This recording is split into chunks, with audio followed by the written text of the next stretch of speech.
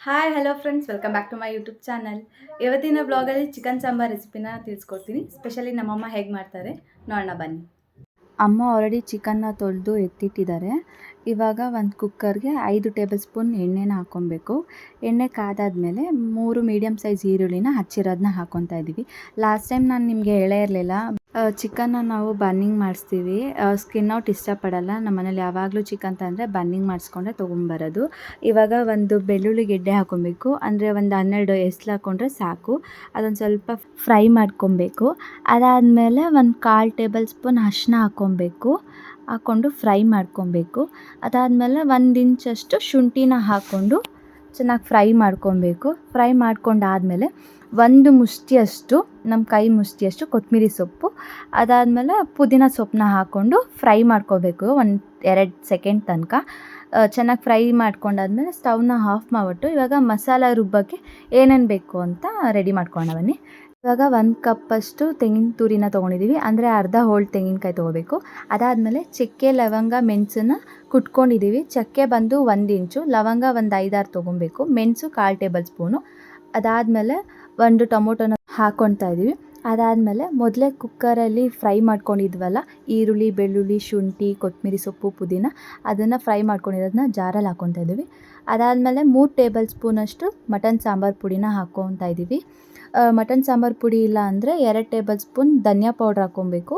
1 table spoon chilli ಪೌಡ್ರನ್ನ ಹಾಕ್ಕೊಬೋದು.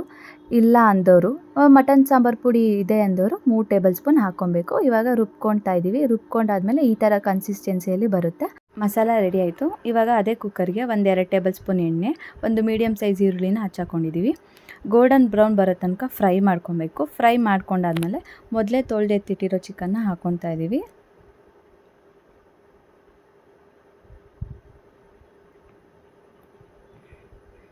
ಎಲ್ಲ ಚಿಕನ್ನ ಹಾಕ್ಕೊಂಡ್ಮೇಲೆ ಚೆನ್ನಾಗೆ ಬಾಡಿಸ್ಕೊಬೇಕು. ಬಾಡಿಸ್ಕೊಂಡಾದ್ಮೇಲೆ ಒಂದು 1/4 ಟೇಬಲ್ ಸ್ಪೂನಷ್ಟು ಅರಿಶಿನ ಹಾಕ್ಕೊತಾ ಇದ್ದೀವಿ. ಅದಾದಮೇಲೆ ರುಚಿಗೆ ತಕ್ಕಷ್ಟು ಉಪ್ಪನ್ನ ಹಾಕ್ಕೊತಾ ಇದ್ದೀವಿ. ಚೆನ್ನಾಗೆ ಫ್ರೈ ಮಾಡ್ಕೊಬೇಕು. ಒಂದು 5 ನಿಮಿಷ ಆದರೂ ಫ್ರೈ ಮಾಡ್ಕೊಬೇಕು. ಫ್ರೈ ಮಾಡ್ಕೊಂಡಾದ್ಮೇಲೆ ಸ್ವಲ್ಪ ನೀರು ಬಿಟ್ಕೊಳ್ಳೋ ತನಕ ಬೇಯಿಸ್ಕೊಳ್ಳಿ. ಅದಾದಮೇಲೆ ರುಬ್ಕೊಂಡಿರೋ ಮಸಾಲಾನ ಹಾಕ್ಕೊತಾ ಇದ್ದೀವಿ. ನಿಮಗೆ ಯಾವ ಥರ ಕನ್ಸಿಸ್ಟೆನ್ಸಿಯಲ್ಲಿ ಬೇಕು ಸಾಂಬಾರನ್ನ, ನೀರನ್ನ ಹಾಕ್ಕೊಳ್ಳಿ. ತೆಳು ಬೇಕು ಅಂದರೆ ತೆಳುಗೆ, ಇಲ್ಲ ಗಟ್ಟಿಯಾಗಬೇಕು ಅಂದರೆ ನೋಡಿಕೊಂಡು ನೀರನ್ನ ಹಾಕ್ಕೊಳ್ಳಿ. ಇದೆಲ್ಲ ನೀರನ್ನೆಲ್ಲ ಹಾಕ್ಕೊಂಡಾದ್ಮೇಲೆ ಚೆನ್ನಾಗಿ ಮಿಕ್ಸ್ ಮಾಡ್ಕೋಬೇಕು. ಅದಾದಮೇಲೆ ಕುಕ್ಕರಲ್ಲೇ ಮಾಡ್ತಾಯಿರೋರು 1 ವಿಜಿಲ್ ಸಾಕು. ಇಲ್ಲ ಓಪನ್ ಮುಚ್ಚಳ ಹಾಕ್ದಿನ ಹಂಗೆ ಮಾಡ್ತಾಯಿದ್ದೀವಿ ಅಂದರೆ ಚೆನ್ನಾಗೆ ಚಿಕನ್ ಬೇಯೋ ತನಕ ಬೇಯಿಸ್ಕೊಬೇಕು. ಹೊರಗಡೆಯಿಂದ ಚಿಕನ್ ತಂದಿರ್ತೀವಿ ಅಂತ ಈ ಥರ ಚಾಕುವಿಂದ ಹಚ್ತೀವಿ.